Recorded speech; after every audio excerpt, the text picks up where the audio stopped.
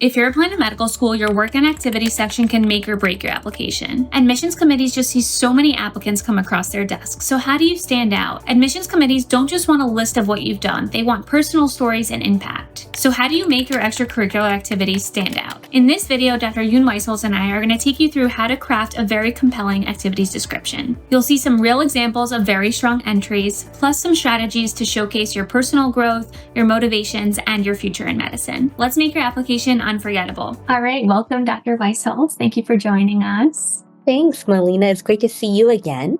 Yes. So let's dive in. So why do extracurricular descriptions matter? What are admissions committees looking for in the work and activities section? And how do they actually use this when evaluating a student's overall candidacy? I'm so glad you asked that. And the activities descriptions are just so much more than just a resume. And on the primary application for the MCAT, you can't just upload your CV or your resume. So this is a chance for you to show the admissions committees to understand who you are. What drives you behind the scenes, what matters to you, and how your entire body of experiences have shaped your journey to medicine, where you are at this point. We're really looking to read about what you have experienced, what you have done, and then your insight and reflection on what you've learned. So remember, you only have so much room on the secondary and the primary application to showcase yourself. You've got the personal statement, you've got your secondary essays.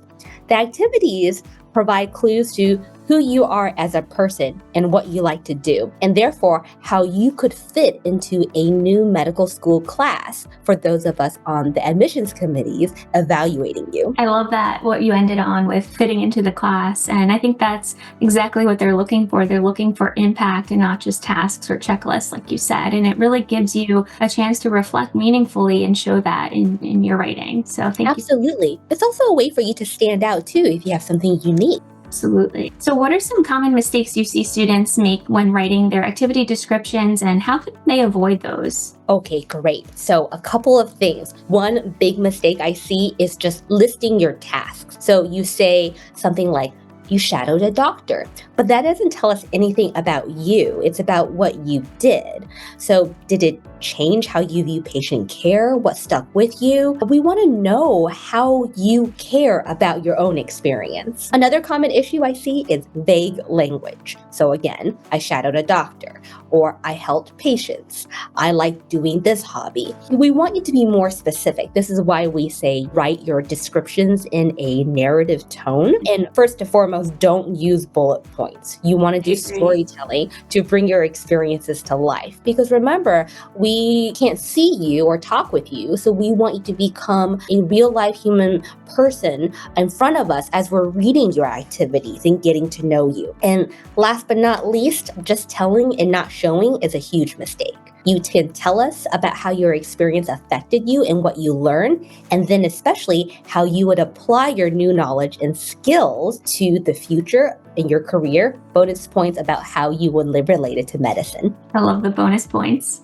Yeah, one of the things I get asked most commonly is, do I do bullet points or do I do narrative format? And I think doing bullet points, while some people say it might be more clear, I totally think it's a missed opportunity and to tell a story. And that storytelling format is just so much higher impact. So I recommend all of my pre-meds to use that narrative format, like you said. Absolutely. And what that tells us when we look at your activities is that you've also taken an additional time to reflect and come up with a narrative to tell us and share, rather than just kind of brain dumping and putting everything in a list. On that note, there's only so much space, right? So let's talk a little bit about character limits and how to make every character count. As you know, there's a wide range of character limits depending on the applications. How do you recommend that students make the most of those tight character limits while still telling a meaningful story? Yeah, it's a total catch-22, right? Because we want you to tell us something specific to learn more about you, yet there's this really tight character count limit for this space on the primary application. I like to use what I call the CAR method. CAR stands for challenge, action, result.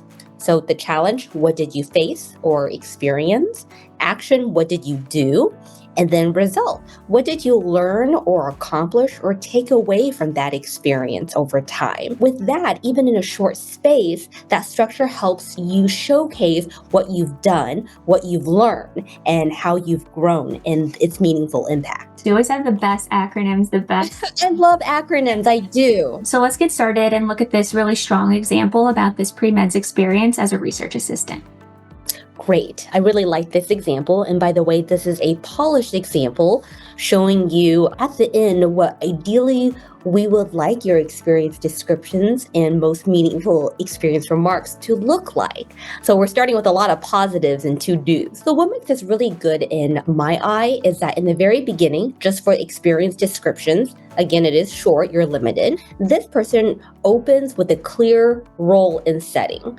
So this student talks about her title, undergraduate research assistant, identifies his or her supervisor. So it gives the experience credibility and immediately orients me as the reader for this experience. And next, the student here explains the why behind the research that he or she has done. So it's not just a list of techniques, but it connects it to a broader goal. He or she talks about studying metabolic pathways, antioxidant metabolism. These terms and the way it's worded demonstrates this student's scientific understanding, which is really important. Now, this student does talk about specific techniques and responsibilities. Under most meaningful experience remarks, they really dive into a specific topic. So they list concrete methods used. They didn't just say, I worked in the wet lab. They talked specifically about the SOD assays, certain proteins and genes they studied, and that shows their hands-on experience and also conveys their technical competence. They understand what they're doing and how it fits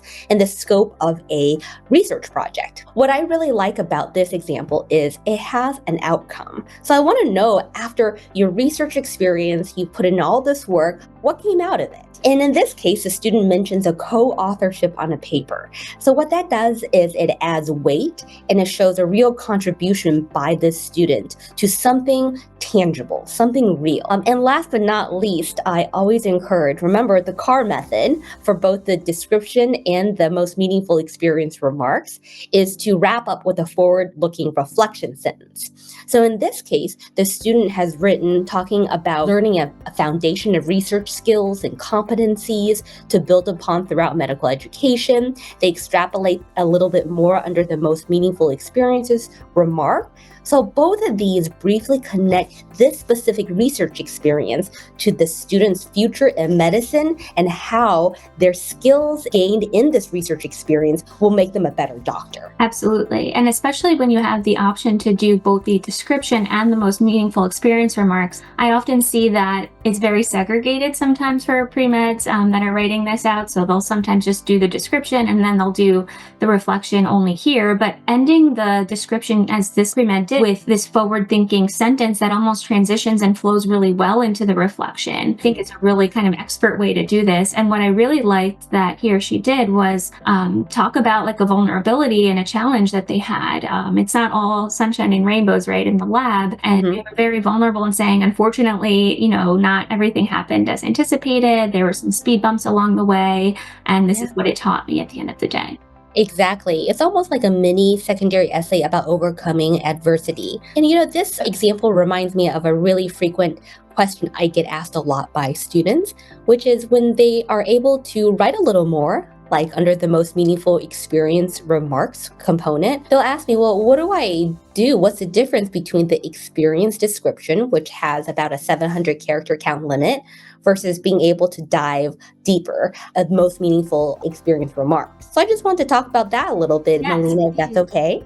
I get that question all the time as well. So yes, please. For the experience description, it is shorter, so just stick to the basics. What did you do? What were your responsibilities? Give me a sense of timeline. What skills did you develop?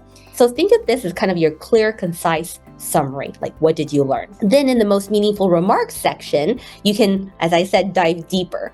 You want to reflect on why this experience truly matters to you, any obstacles you've experienced, a specific story or narrative, how overcoming it has influenced your growth, and how it's shaped your path towards becoming a physician.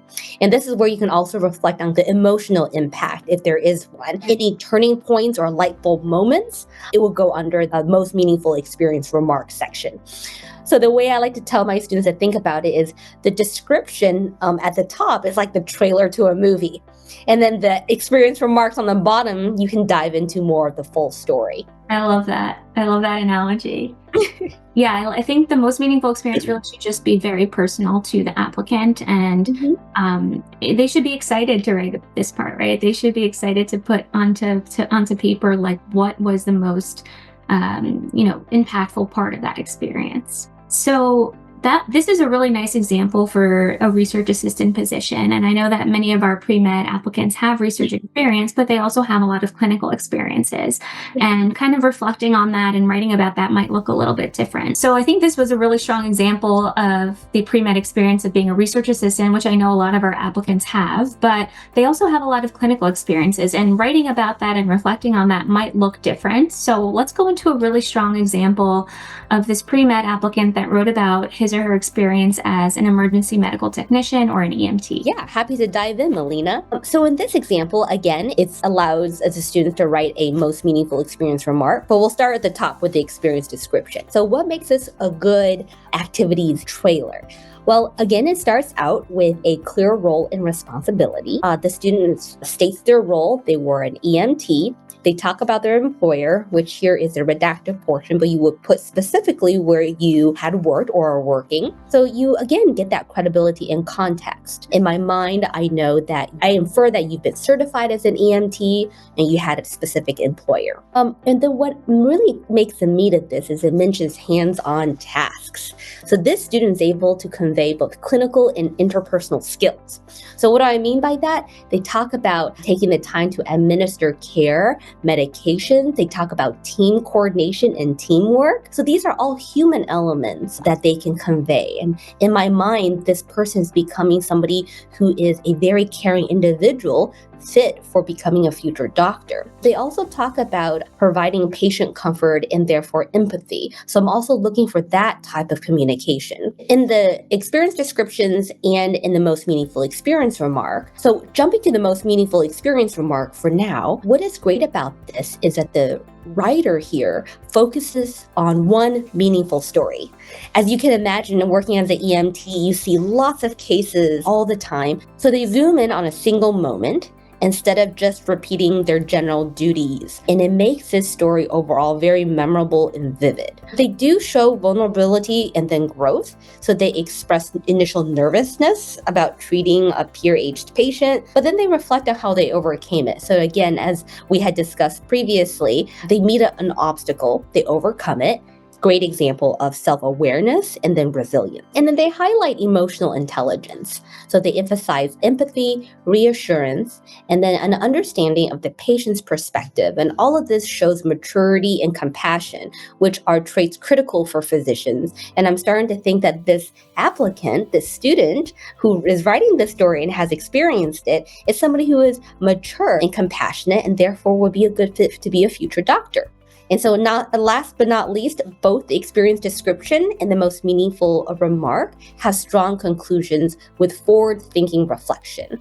So they always tie the story back to the student's motivation for medicine. And it's done in a natural, heartfelt way that's very genuine. It's not like they were trying to hammer a square peg into a round hole and say that this was like the one moment that motivated them to become a doctor. So their tie and motivation to medicine is very believable. I love that. So something that I really loved personally about this example is how they reflected in that joy that they felt in delivering their first medication on their own and how proud they felt. And reading it, it also made me feel proud. It made me kind of share in that joy. It humanized the applicant. And I think that's one of the hardest things to do, but one of the most important things to do when we're writing these things, because the admissions committees, they see so many of these come across their table, right? We read so Yeah. many of these, and being able to humanize that experience and to share in that experience through writing is definitely what makes this applicant stand out to me. I also really love that she chose an example that wasn't super complex, right? This patient was having an asthma attack. It was somebody that was close to her own age. She recognized her role not only as a caregiver, but also as a peer. She connected to the patient in that sense. And she was able to take something, somewhat simple and make it to this story that really had an impact. So I really felt that's what brought everything together in the most meaningful experience remarks for this applicant. I absolutely agree. It's a way that I can feel connected to the student who's writing this. And then it also makes me think, gosh, if they're able to, they said, I'm so proud to witness my direct actions. If they're able to do what they did in this story, what else can they do when challenged in their medical training? And this is something I probably would even bring up on an interview because it's something that I would remember about them and want to hear more about. Yeah, I like how you made the point, Melina, that they chose a very common, relatable story. Sure, having a case about asthma is not something you might see on Law and Order or one of these shows, but it is so common, and medicine is often every day about common cases. Yes. Absolutely. Okay, well, that was super fun to delve into those examples. Do you have any final tips, Dr. Weisholtz, for pre-med applicants to stand out in this section? Sure. My favorite tip to leave students with is to think of how to write the description versus the most meaningful experience section. And what I love to say is think of the description as the trailer to the movie about you, and then extrapolate more with details in the most meaningful experiences section to tell me the full story for the movie. So this is your chance to show your why, like why your activity can leave a lasting impact on me. And then the last tip I have is even for activities where you don't have a most meaningful experience remark, always tie it back to how you would apply the skills and what you've learned to your future. And again, bonus points if you can tie it back to medicine, but make it believable. Awesome. Thank you so much. Yeah, so as you can see, crafting compelling activities descriptions does take some hard work, but it's one of the best things you can do to make your application stand out. By focusing on storytelling, on impact, and even using that CAR method, you really can turn a generic list of activities into a personal narrative that shows admissions committees who you really are as a person. If you found this helpful, be sure to like and subscribe for more pre-med tips. And if you really want to take your application to the next level, think about working one-on-one with one of our physician advisors like Dr. Weisholtz or myself. This really is the best way to make your application stand out and to avoid some of those common pitfalls that may prevent you from getting that medical school interview. If you have any questions, please drop them in the comments. I'm happy to help. Best of luck with your applications, and I'll see you in the next video.